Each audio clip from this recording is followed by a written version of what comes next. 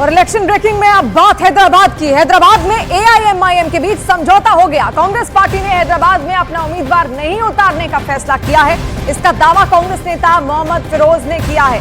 Hyderabad Lok Sabha seat से असदुद्दीन ओवैसी चुनाव लड़ेंगे और इस सीट से कांग्रेस पार्टी उम्मीदवार नहीं उतारेगी। बीजेपी ने ओवैसी के खिलाफ माधवी लता को टिकट दिया है, तो सियासी रण बढ़ता जा रहा है हैदराबाद में भी। लेकिन यहां पर ओवैसी की पार्टी एआईएमआईएम और कांग्रेस के बीच बात बनती हुई दिख रही है और अब सीधे सीधे यहां पर कांग्रेस की ओर से कह दिया गया है कि वो अपना उम्मीदवार नहीं उतारेंगे और असदुद्दीन ओवैसी को अपना पूरा समर्थन देंगे। हालांकि बीजेपी की ओर से माधवी लता को टिकट दिया गया है, जिसके बाद से उनका नाम भी चर्चा में है। There is a compromise between MIM and Congress party. So I'm not in the race. High Command will decide.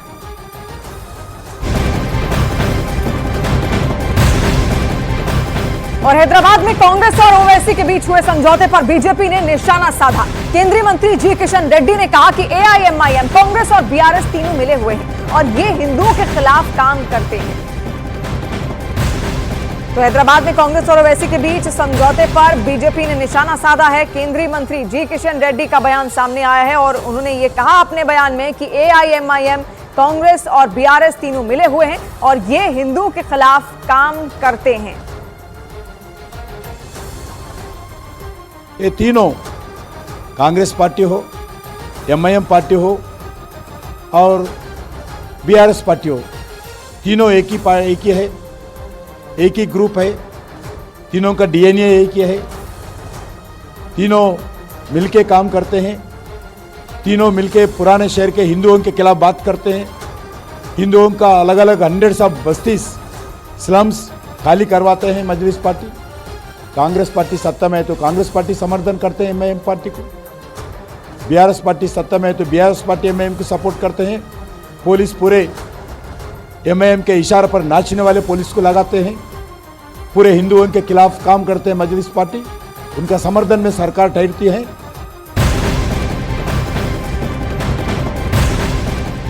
उन्नीस अप्रैल को पहले चरण के मतदान में उत्तराखंड की 5 लोकसभा सीटों पर एक साथ वोटिंग होनी है। पौड़ी गढ़वाल लोकसभा सीट पर बीजेपी के अनिल बलूनी मैदान में हैं। उन्होंने न्यूज 18 इंडिया से खास बातचीत में उत्तराखंड की 5 लोकसभा सीट जीतने का दावा किया है।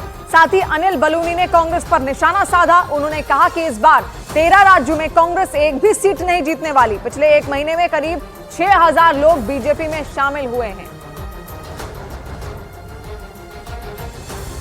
तो 19 अप्रैल को पहले चरण में मतदान होना है और उत्तराखंड की 5 लोकसभा सीटों पर एक साथ वोटिंग होनी है 19 अप्रैल को ही। और पौड़ी गढ़वाल लोकसभा सीट पर बीजेपी के अनिल बलूनी मैदान में हैं, जहां पर उन्होंने न्यूज 18 इंडिया से खास बातचीत में उत्तराखंड की 5 लोकसभा सीटें जीतने का बड़ा दावा किया है। और साथ ही अनिल बलूनी ने कांग्रेस पर निशाना भी साधा। उन्होंने कहा कि इस बार 13 राज्यों में कांग्रेस एक भी सीट नहीं जीतने वाली है। पिछले एक महीने में करीब 6000 लोग बीजेपी में शामिल हुए हैं।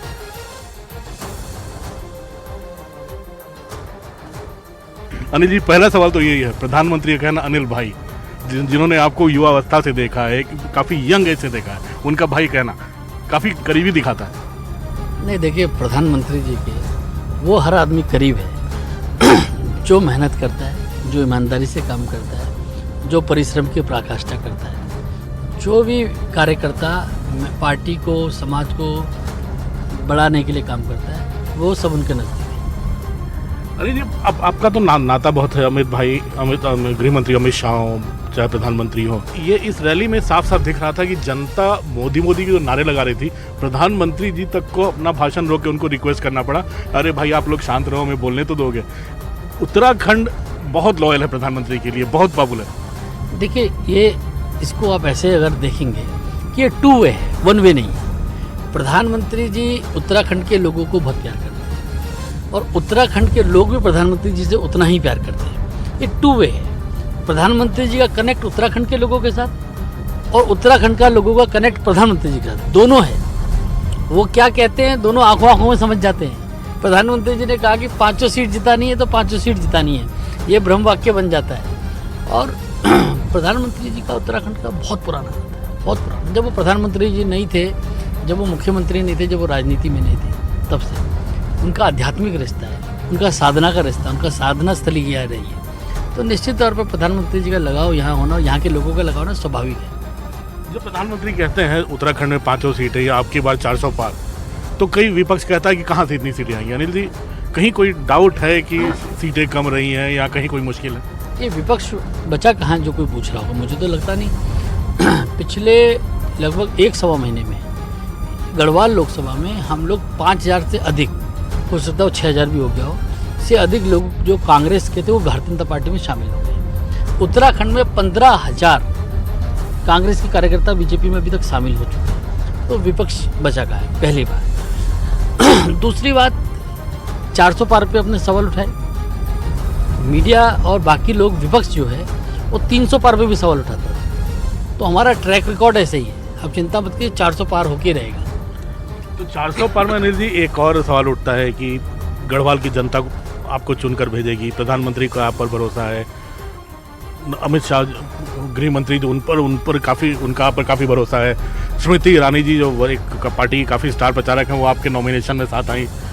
तो गढ़वाल की जनता को जो विकास कार्य चल रहा है उसको आगे बढ़ाने के लिए आपसे बड़ी उम्मीदें हैं। तो अब भविष्य में क्या भूमिका देख रहे हैं, इतने जब सारे लोग यहाँ पर आपको इतना मानते हैं, इतना प्यार करते हैं, आपके काम की इज्जत करते हैं? तो देखिए, ये उत्तराखंड में विकास हम लोगों को करने का हमारा लक्ष्य है। और जो भारत सरकार में, क्योंकि मैं केंद्रीय बीजेपी में मैं पदाधिकारी हूँ और इस कारण से सभी लोगों से मेरे बहुत ही मधुर संबंध है।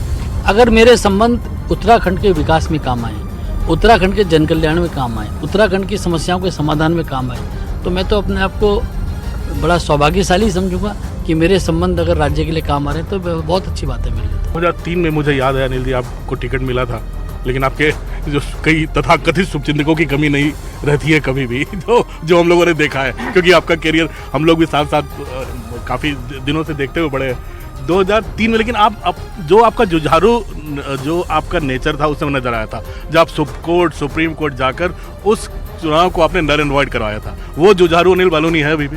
देखिए, मेरी किस्मत में बहुत सारी चीज़ें लिखी है तो मैं करना होता है।